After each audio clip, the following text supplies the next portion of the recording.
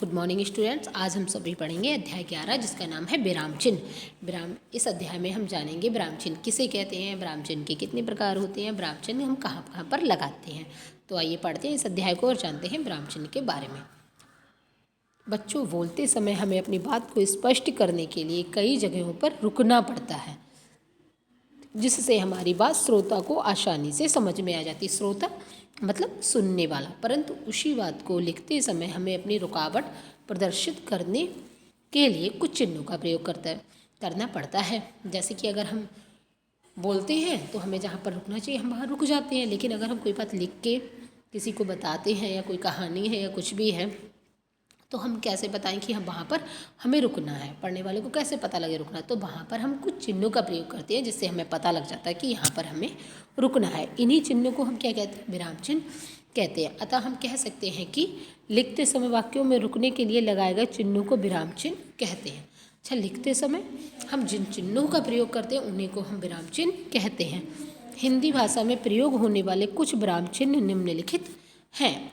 हिंदी भाषा में कौन कौन से विराम चिन्ह प्रयोग किए जाते हैं आइए बताते हैं। फर्स्ट है अल्पविराम। अल्पविराम का अर्थ है थोड़ा रुकना। इसका प्रयोग निम्नलिखित परिस्थितियों में किया जाता है।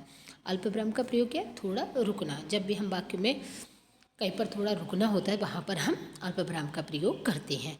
अब किन किन स्थितियों में करते हैं। नंबर एक जैसे शब्दों को अलग करने के लिए।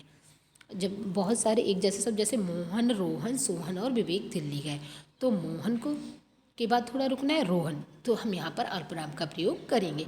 वाक्यांशों को अलग करने के लिए जैसे कानून की नज़र में अमीर और गरीब, काले और गोरे, छोटे और बड़े सभी समान हैं। वाक्यांश कोई भी छोटा पार्ट हो वो वाक्यांश, ऐसे वाक्यांशों को अलग करने के लिए भी हम अल्पविराम का प्रयोग करते हैं। नेक्स्ट है संबोधन को अलग करने के लिए। संबोधन मतलब किसी को संबोधित करके, स्पेशली जिससे कोई बात कही जा रही है तो वहाँ पर भी हम अल्पविराम का प्रयोग करते हैं। जैसे कि रमेश, तो रमेश को हम संबोधित कर रहे हैं तो इसके बाद हम अल्पविराम का प्रयोग करेंगे। तुम कल कहाँ थे, वहाँ मत जाओ, इधर बैठो, यहाँ पर भी हम अल्पविराम का प्रयोग करेंगे। वाक्य के आरंभ में आए हाँ या नहीं को अलग करने के लिए, जैसे अगर हम वाक्य में किसी को उत्तर देते हैं हाँ या नहीं में, तब भी उसके बाद हम अल्पविराम का प्रयोग करते हैं। जैसे हाँ मैं एक अध्यापक हूँ, नहीं मैंने उनको नहीं देखा, तो यहाँ पर भी अल्पविराम का प्रयोग करते हैं। कथन को स्पष्ट करने के लिए, जैसे गुरुजी ने कहा पृथ्वी गोल है, तो किसी बात को स्पष्ट करने के लिए भी हम, क्लियर करने के लिए भी हम अल्पविराम का प्रयोग करते हैं। लाल बहादुर शास्त्री ने कहा जय जवान जय किसान, तो हम इसके बाद भी अल्पविराम का प्रयोग करते हैं। अब है अर्धविराम। जब दो अर्धविराम का हमारे जो चिन्ह होता है वो क्या होता है, वो इस तरह से होता है अर्धविराम का चिन्ह। तो जब दो वाक्यों के बीच में अल्पविराम लगाने में भ्रम की संभावना हो तब वहाँ अर्धविराम का प्रयोग किया जाता है। मतलब जहाँ पर दो वाक्यों के बीच में क्या हो, भ्रम की संभावना, वहाँ पर हम अर्धविराम का प्रयोग करते हैं। जैसे कि जो चाहो करो लेकिन यहाँ से चले जाओ, चलना है तो चलो वरना अपना काम करो। पहले तो हमने क्या अल्पविराम प्रयोग किया, फिर उसके बाद हमने नेक्स्ट में अर्धविराम प्रयोग किया। ऐसे ही दूसरे वाक्य में चलना है तो पहले अर्धविराम, फिर तो चलो के बाद हमने अर्धविराम का प्रयोग किया है। तो पहले इसमें हम अल्पविराम, फिर उसके बाद उसके जो उसमें भ्रम है, शंका है, उसे दूर करने के लिए हम अर्धविराम का प्रयोग करते हैं। नेक्स्ट हमारा पूर्ण विराम। पूर्ण विराम का चिन्ह ये होता है। तब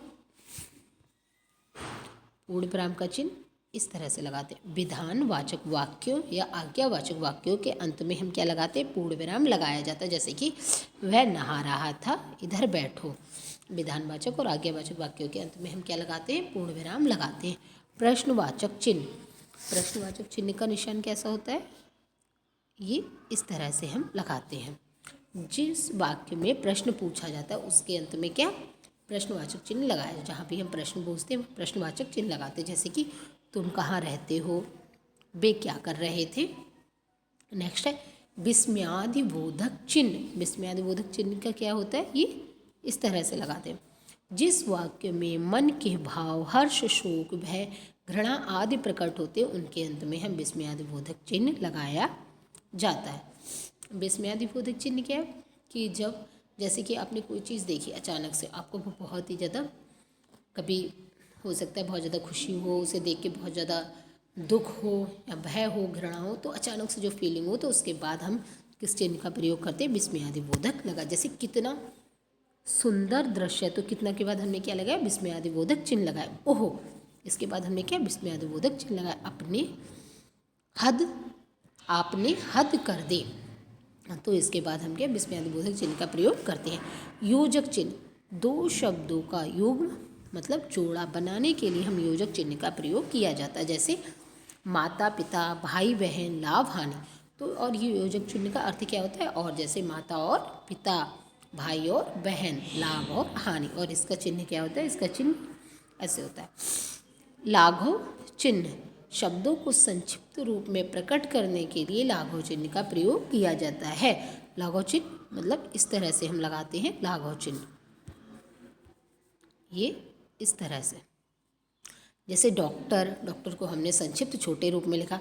लोक निर्माण विभाग, तो लोक निर्माण को हमने लो लिखा, फिर उसके आगे लाघव चिन्ह, नी लाघव चिन्ह और वी, तो इसका मतलब क्या हो गया? लोक निर्माण विभाग। इस संक्षिप्त रूप को लिखने के लिए हम लाघव चिन्ह का प्रयोग करते हैं। उद्धरण चिन्ह, यह दो प्रकार का होता है। कितने प्रकार का होता है? दो प्रकार। एक नंबर एक इकहरा उद्धरण चिन्ह, दूसरा दोहरा उद्धरण चिन्ह। इकहरा हम इस तरह से लगाते हैं, ये इसमें लगाओ, इस तरह से लगाते हैं। वाक्य के अंतर्गत किसी शब्द को विशेष रूप देने के लिए इस चिन्ह का प्रयोग किया जाता है। जैसे कि इसमें दिखा है रामधारी सिंह दिनकर, दिनकर के आगे हमने क्या लगाया? इकहरा उद्धरण चिन्ह लगाया है। प्रसिद्ध लेखक है। प्रेमचंद्र का असली नाम धनपत राय था, तो हमने धनपत राय को अलग करने के लिए भी क्या? इकहरा उद्धरण चिन्ह प्रयोग किया है। अब दोहरा उद्धरण चिन्ह कहाँ लगाते हैं? किसी व्यक्ति के कथन का ज्यों का त्यों प्रस्तुत करने के लिए हम इस चिन्ह का प्रयोग किया जाता है। जैसे किसी ने जो भी कहा है तो उसकी कही हुई बातों को हम प्रदर्शित करने के लिए भी दोहरा उद्धरण चिन्ह लगाते हैं। जैसे नेहरू जी ने कहा, इसके बाद हमने अल्पविराम लगाया, फिर आराम हराम है, तो नेहरू जी ने कहा आराम हराम है, तो यहाँ पर हम दोहरा उद्धरण चिन्ह लगाएंगे। सुभाष चंद्र बोस ने कहा तुम मुझे खून दो मैं तुम्हें आज़ादी दूंगा, तो सुभाष चंद्र बोस ने कहा पहले अल्पविराम, फिर उसके बाद क्या लगाया? दोहरा उद्धरण चिन्ह लगाया हुआ है। तो इस तरह से हमने सारे विराम चिन्हों को पढ़ा। तो लिखते समय रुकावट प्रकट करने वाले चिन्हों को क्या कहते हैं? विराम चिन्ह कहते हैं। पूर्ण विराम वाक्य अंत में लगता है। अल्प विराम का प्रयोग वाक्य में थोड़ा रुकने के लिए किया जाता है। और प्रश्न सूचक चिन्ह प्रश्नवाचक वाक्यों के अंत में लगाया जाता है। धन्यवाद।